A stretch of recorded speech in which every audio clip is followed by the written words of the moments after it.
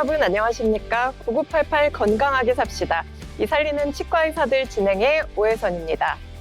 네, 일상 속의 작은 사고, 넘어지거나 부딪히는 순간 치아가 부러지고 깨지고 또 심지어 빠지는 사고를 겪으신 분들 계실 텐데요.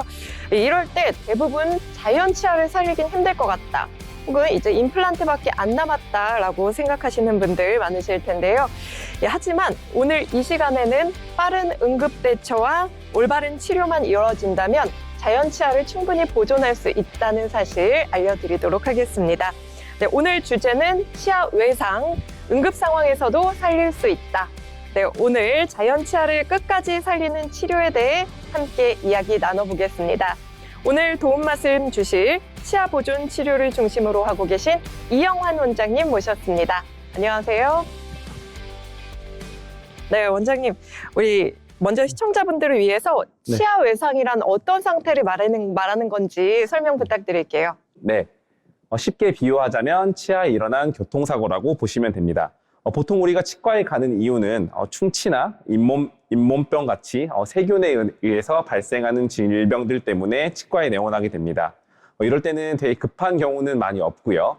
좀 만성질환이라고 좀 생각하시면 되는데 그와 반대로 치아 외상은 강한 물리적인 충격으로 인해서 치아나 잇몸 그리고 치아를 감싸고 있는 뼈가 순식간에 손상되는 것을 말씀드립니다. 이럴 때는 가볍게는 치아에 실금만 가는 것부터 일부분이 깨져나가는 것, 그리고 치아 위치가 비틀리는 것, 그리고 심한 경우에는 치아가 통째로 빠지는 경우 등 모두 치아의 외상에 해당된다고 생각하시면 됩니다. 네, 그렇군요. 이 치아에 난 교통사고라고 말씀하셨는데요. 치아 외상이 특히 응급질환으로 분류되는 경우가 있나요? 가장 결정적인 차이로는 되돌릴 수 없는 시간 때문입니다. 충치는 며칠 늦게 치료한다 그래서 크게 문제가 발생하거나 충치가 갑자기 확 심해진다거나 이런 경우는 거의 없다고 보는데 치아 외상은 매우 순간적으로 강한 충격을 받은 것이기 때문에 급성 질환으로 분류를 합니다.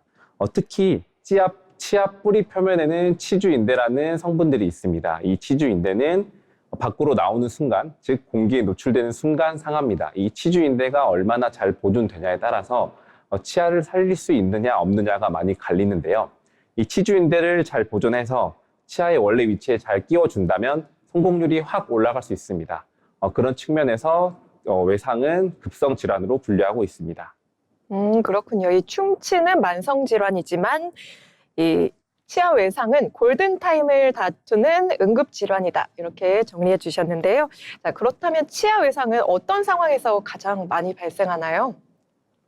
네, 치아 외상은 나이대별로 조금씩 다르긴 한데요. 어린 아이들은 주로 놀이터에서 놀다가 넘어져서 앞니 쪽을 세게 부딪히면서 치아 외상이 발생하는 경우가 많고요. 그 다음에 중장년층은 보통 이제 스포츠를 하다가 다치시는 경우가 많습니다. 특히나 남자분들은 축구를 하다가 헤딩으로 공을 따내는 경합을 하다가 치아에 머리를 부딪혀서 다치시는 경우가 굉장히 많고요. 그리고 요즘에는 특히나 이제 빌리는 킥보드 있잖아요. 그런 킥보드를 타고 다니면서 넘어져서 오시는 분들이 굉장히 많습니다. 킥보드 타실 때 꼭 좀 조심히 운행해 주셨으면 좋겠고, 그다음에 노년층 분들은 이제 아무래도 골밀도도 많이 떨어져 있고 걷는데 불편하신 분들이 많습니다. 보통 화장실에서 많이 넘어져서 앞으로 부딪히셔가지고 치아 외상으로 오시는 분들이 굉장히 많습니다. 매우 주의해 주셔야겠습니다. 네, 이렇게 나이대별로 치아의 외상의 원인이 다른 점 확인해 왔습니다. 자, 이렇게 겉으로는 또 큰 사고가 아니어도 치아 외상으로 이루어질 수 있는 경우도 있을까요? 네, 충분히 그럴 수 있습니다.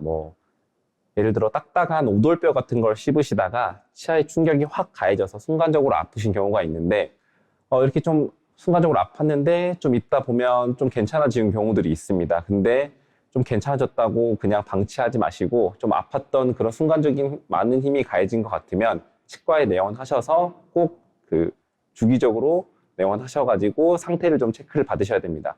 방치했다가 더 깨져서 오시거나 치아가 이제 검게 변해서 많이 상해서 오시는 분들이 많기 때문에 방치하지 마시고 꼭 뭔가 충격이 많이 가해졌으면 치과에 내원하시는 것을 추천드립니다. 네, 딱딱한 음식을 씹다가도 이제 충격이 가해지면 치아 외상이라고 볼 수 있다고 합니다. 그럴 경우에 꼭 치과에 내원하셔서 전문의의 검진을 받아보시기 바랍니다. 자, 저희가 함께 치아 외상 살펴보고 있는데요. 치아 외상도 손상 정도에 따라 단계가 나뉜다고 합니다. 가장 초기 단계는 어떻게 되나요?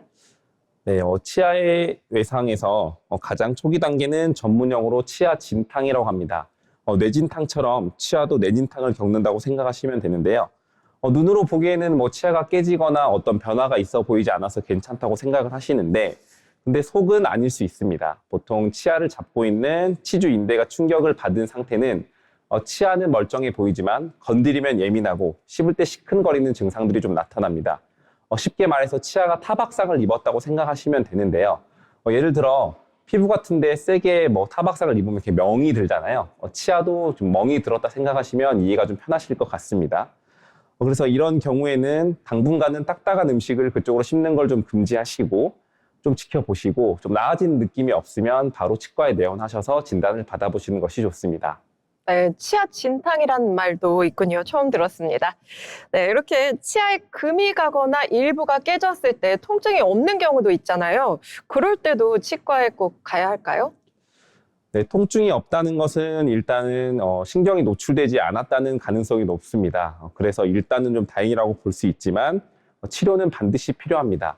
예를 들어 자동차 앞유리에 미세한 금이 가 있는데 크게 금 가지 않았으니까 그냥 내버려 둘까 이렇게 되면 시간이 지나면서 조금씩 충격이 가해지고 금이 커집니다.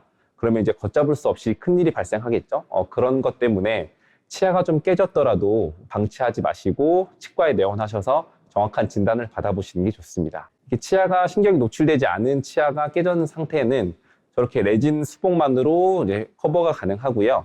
그리고 틈을 잘 보이지 않게 커버해 줌으로써 심미적인 부분도 회복을 하고 기능적인 부분도 회복을 할 수 있습니다. 그런 의미에서 치과를 꼭 내원하시는 것을 강력하게 추천드립니다. 네, 그렇다면 이 치아가 많이 부러지거나 손상된 경우에는 어떤 증상들이 동반되나요? 치아 머리 부분이 크게 부러지면 치아 내부의 신경이 붉은 점처럼 노출되거나 출혈이 좀 발생할 수 있습니다. 이때는 살짝만 건드리거나 찬바람을 불거나 할 때 소스라치게 놀랄 정도로 아파하시는 분들이 많은데요. 이럴 때는 방치하지 마시고 빨리 병원에 내원하시는 게 가장 우선입니다. 그리고 추후에 이런 증상들은 신경치료가 거의 필수적이라고 볼 수 있고요. 치아가 크게 깨지는 경우를 제외하고 치아가 완전히 빠지는 경우에도 다시 끼워놓고도 신경치료가 필요한 경우가 많습니다. 신경치료가 거의 필수적이군요. 네. 자, 그렇다면 치아가 완전히 빠진 경우, 이 환자분들이 가장 많이 하시는 잘못된 대처는 무엇인가요? 일단 치아가 빠지면 보통 피도 같이 나기 때문에 굉장히 놀라십니다. 피가 막 범벅이 돼 있으니까요. 근데 그때 놀라지 마시고 치아 뿌리를 되도록이면 만지지 말고요. 치아 머리를 잡는 게 좋고요. 그리고 치아 머리를 잡았으면 이것을 이제 좀 헹궈 내줘야 될 텐데 이 헹굴 때 수돗물로 헹구시면 안 됩니다. 수돗물로 헹구시면 안 되고 생리식염수가 있으면 좋고요. 생리식염수가 없으면 최소한 우유로라도 보관을 하셔야 됩니다. 얼른 편의점 뛰어가셔서 딸기우유, 초코우유 말고 흰 우유 사셔서 바로 담궈서 치과로 빨리 뛰어오시면 됩니다. 그리고 좀 안타까운 것들이 흙이 좀 묻었다고 막 옷에 쓱쓱 닦아서 오시는 분들이 계시는데 그게 정말 안 좋습니다. 치아 뿌리에는 치주인대가 있으니까 이 보이지 않는 치주인대를 얼마나 지켜서 치과에 오느냐, 그게 가장 핵심이라고 볼 수 있습니다. 네, 응급 대처 3단계 꼭 지켜주시기 바랍니다. 자, 그럼 치아 외상 치료에서 가장 중요한 요소로 시간을 꼽으셨는데요. 이 이른바 골든타임은 어느 정도인가요? 네, 대한치과의사협회 및 외상 가이드라인에 따르면 30분 이내가 가장 최적의 골든타임입니다. 물론 더 빠르면 좋겠죠. 이제 수치상으로 좀 말씀을 드리면 15분 이내에 처치를 잘해서 다시 심을 경우에 성공률이 90% 이상입니다. 그리고 30분 이내에 심으면 뭐 한 8, 90% 정도 된다고 보시면 되고요. 그리고 1시간이 넘어서 이제 다시 재식립을 하게 되면 정말 성공률이 확 떨어집니다. 그래서 그런 의미에서 얼마나 빨리 제 위치에 치아를 다시 맞추느냐, 그게 가장 핵심이라고 볼 수 있습니다. 네, 최적의 골든타임 꼭 지켜주시기 바랍니다. 네, 빠진 치아를 다시 살리는 재식 치료는 어떤 조건이 갖춰져야 하나요? 네, 무조건 뭐 빠졌다고 다시 재식립할 수 있는 상황은 아니고요. 앞서 말씀드린 것처럼 시간을 잘 지켜서 치주 인대가 잘 살아 있어야 하고요. 그 다음에 치아를 잡고 있는 뼈, 치조골이라고 합니다. 이 뼈가 으스러지지 않고 온전한 상황이어야 되고, 그 다음에 빠진 치아가 좀 온전한 상태여야 됩니다. 뭐 충치가 먹었거나 아니면 뭐 다른 외상이 크게 있거나 이러면 또 성공률이 떨어질 수 있고요. 그리고 원래 치아가 너무 안 좋아서 풍치가 너무 심해서 흔들리셨던 분들은 그렇게 빠져도 다시 재식립을 해도 잘 붙지 않는 경우가 많습니다. 네, 이 부러지거나 깨진 치아는 어떤 기준으로 살릴 수 있는지 궁금하고요. 치료 방향은 어떻게 결정하는 건가요? 네, 기준은 뿌리의 상태입니다. 머리가 아무리 많이 깨졌어도 뿌리가 좀 온전한 상태면 살릴 수 있는 가능성이 조금은 있습니다. 뼈에서 치아가 얼마 정도 올라와 있느냐, 이 양이 참 중요한데요. 전문 용어로는 페룰이라고 합니다. 페룰 이펙트가 2mm 정도 남아있으면 살릴 수 있다고 판단을 하는데요. 이 기준으로 저희 치과 의사들은 진단을 내리고 있고, 그 다음에 뿌리가 너무 손상되는 경우에는 뿌리가 만약에 수직적으로 갈라졌거나 아니면 절반으로 나눠졌거나 이런 경우에는 좀 살리기 어렵다고 보시면 될 것 같습니다. 네, 과거에는 이 외상 치료 치아를 바로 발치하는 경우가 많았는데요. 최근에는 보존 치료를 중심으로 하고 있다고 하더라고요. 네, 설명 좀 부탁드리겠습니다. 네, 임플란트가 많이 좋아지고 많이 하시고 있지만 임플란트가 아무리 좋아도 자연 치아를 따라갈 수 없는 결정적인 이유들이 있습니다. 대표적인 한 가지가 바로 치주인대라는 조직입니다. 자연 치아는 씹는 맛을 느끼고 충격을 흡수하는 인대라는 성분이 있습니다. 그런데 임플란트는 나사가 뼈에 바로 박혀 있는 거라서 충격 흡수도 안 되고 이런 그 씹을 때의 그 느낌을 느낄 수가 없습니다. 그래서 자연 치아를 보존하는 게 장기적으로 봤을 때 무조건 좋은 거고요. 그리고 특히 성장기 어린이나 청소년은 이제 턱뼈가 계속 자라기 때문에 당장 임플란트를 심을 수도 없습니다. 그래서 한국치과보존학회 등 세계학회에서는 손상이 아무리 심해도 가능한 모든 방법을 동원해서 자연 치아를 유지하는 것을 원칙으로 삼고 있습니다. 그렇군요. 이 자연 치아를 원칙으로 삼는 것을 유지하고 있다는 말씀 전해주셨습니다. 자, 그럼 실제 진료 현장에서 이 빠른 응급조치와 치료로 자연 치아를 살릴 수 있었던 사례 하나 소개해 주실까요? 네, 초등학교 고학년인 아이가 있었는데 이제 놀다가 다쳤습니다. 근데 다행히 주변에 어머님이 바로 계셨고요.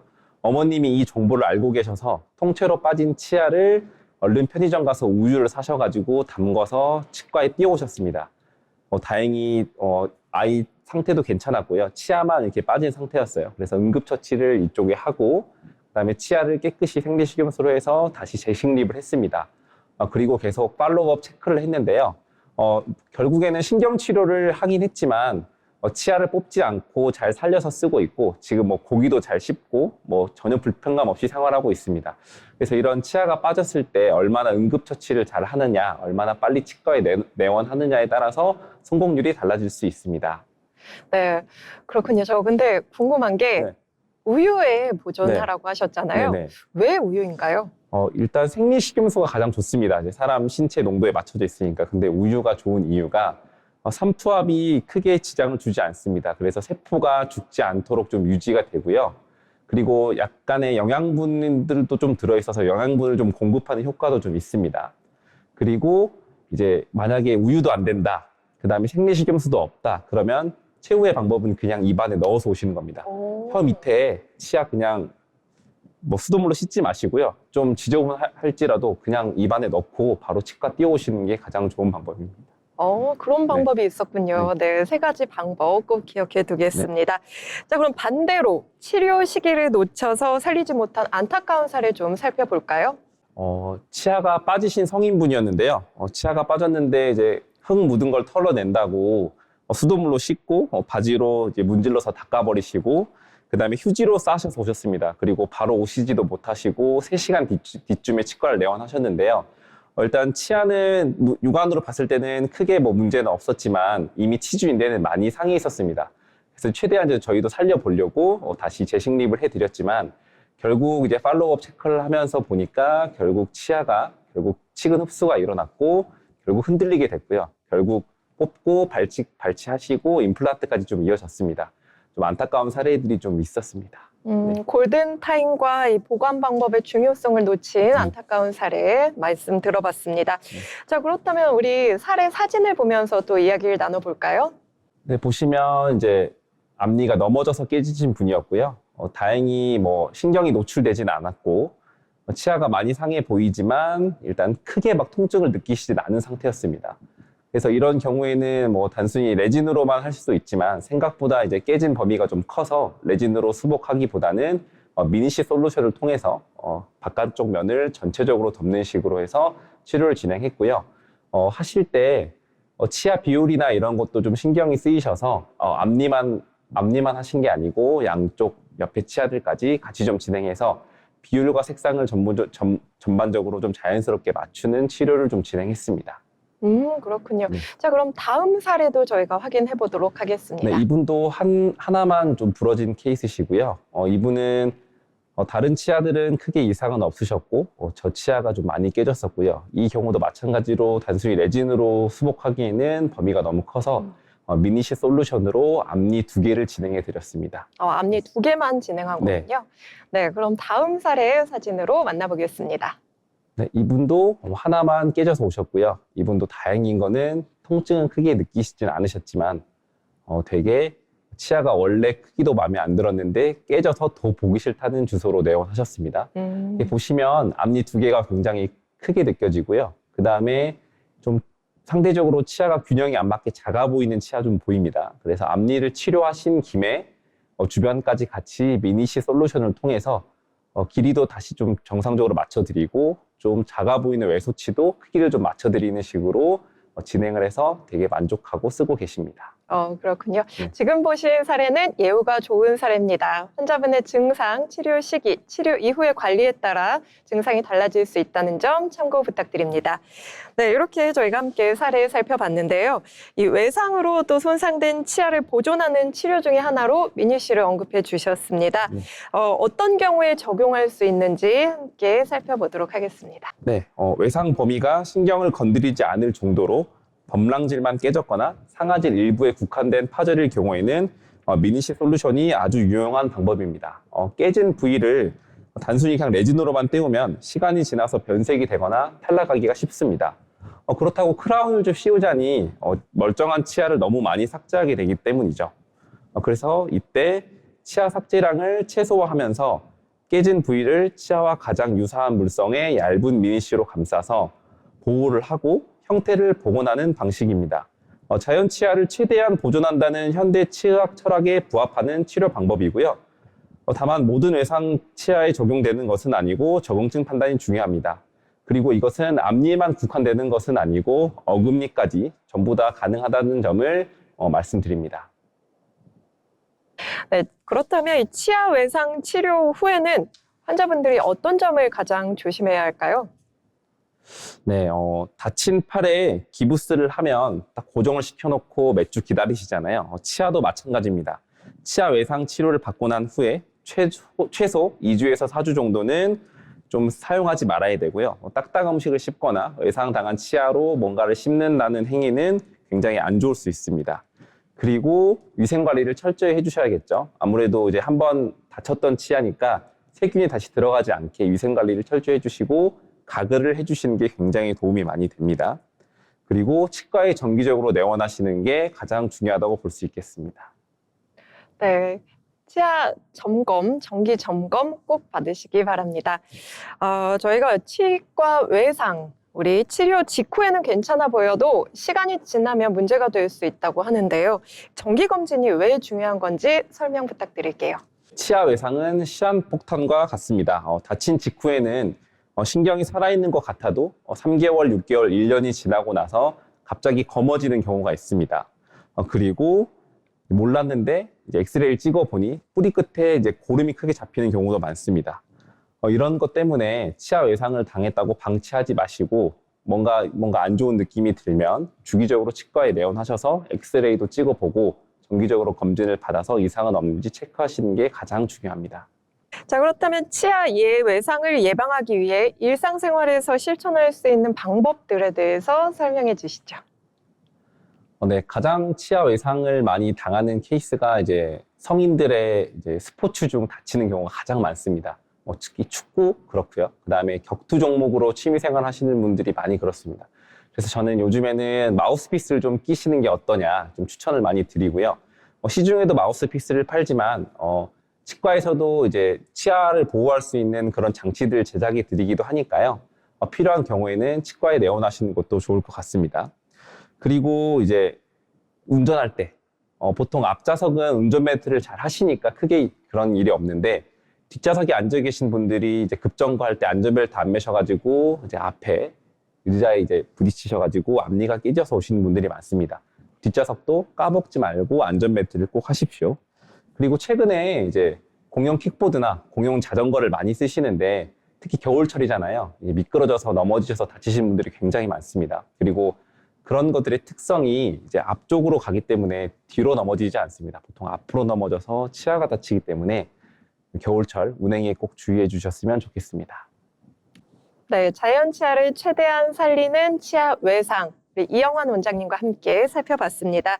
자, 오늘 치아 외상에 대해 이야기 나눠봤는데요. 부러지고 깨지고 빠진 치아도 빠른 대처와 올바른 치료가 이루어진다면 자연 치아를 충분히 살릴 수 있다는 점 기억해 주시기 바랍니다. 9988 건강한 삶은 작은 치아 하나를 지키는 것에서부터 시작됩니다. 저희는 다음 이 시간에 다시 찾아오겠습니다. 시청해 주신 여러분 고맙습니다.